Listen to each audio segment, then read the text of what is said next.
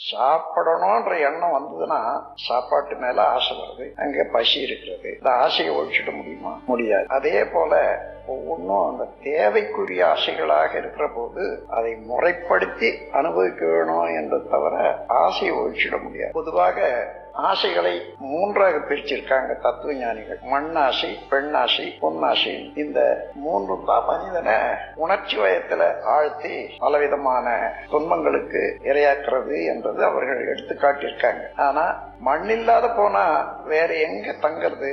நிக்கிறதே மண்ணின் மேல் தானே. பெண் இல்லாத போனா நாம பெற்றெடுக்கவளே இல்லாத போயிடுவா. பொண்ணு இல்லாத தினசரி வாழ்க்கையில பண்டமாற்றுக்கோ வாழ்க்கையை உணர்ந்து அதை செயல்படுத்தி வாழ்வதற்கோ வழியே இல்லை. ஆகவே மண்ணாசை, பெண்ணாசை, பொன்னாசை வேண்டாம் என்று சொல்வதை விட இவற்றை உணர்ந்து அவனுடைய பெருமை உணர்ந்து அளவோடு முறையோடு அனுபவிக்க தெரிந்து கொள்ள வேண்டும் என்றதுதான் அதனுடைய உட்கருத்து. அதனால நான் ஆசையை ஒழிக்க வேண்டும் என்று சொல்வதற்கு பதிலாக ஆசைகளை சீரமைக்க வேண்டும் என்று சொல்றேன். எப்படி சீரமைத்துக் கொள்வது? இப்போ ஆசை பேராசையாக மாறாத பார்க்கணும். அளவோடு முறையோடு இயல்பாக எழும் ஆசையெல்லாம் முறையாக முடித்துக் கொள்ளும் போது அது பேராசையாகாது. இந்த உடலுக்கு ஒவ்வொருவரும் செய்ய வேண்டிய கடமை.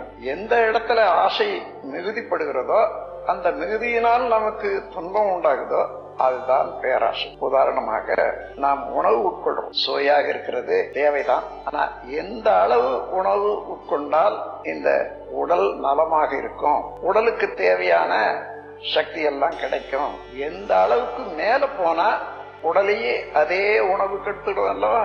அதை தெரிந்து கொள்ற போது அதுதான் அளவு. நம்ம உடல்ல சீரணிக்கக்கூடிய அளவு இந்த சக்தி அது ஒரு அளவுல தான் எல்லை கட்டி இருக்கிறது இயற்கையால. அதற்கு மேல போற போது அதே உணவு தேக்கம் உண்டாகும். தேக்கம் உண்டாகிற உணவு எந்த இடத்துல தேக்கம் உண்டாலும் புளிப்பு உண்டாகும். புளிப்பு என்றது அதுல இருந்து நுரைகள் தோன்றும். அந்த நுரையோட ரத்தம் உற்பத்தி ஆகிற போது ரத்தத்திலையும் நுரைகள் சேரும். அந்த நுரைகளோட போகக்கூடிய ரத்தம் உடல்ல ஓடும் போது எங்க எங்க அந்த நுரைகள்ல உள்ள காற்று தேங்குகிறதோ அங்க எல்லாம் ரத்த ஓட்டம், வெப்ப ஓட்டம், காற்று ஓட்டம் இவைகள் எல்லாம் தடுக்கும். பல விதமான வியாதிகளை உண்டு பண்ணும். அதனால உணவு அவசியம் என்று தெரிந்து செய்யும் போது அது கடமை. ஆனா அது ருசிக்காகவோ அல்லது உணர்ச்சி வயப்பட்டோ அளவுக்கு அதிகமாக சாப்பிடுற போது அதுதான் பேராசை.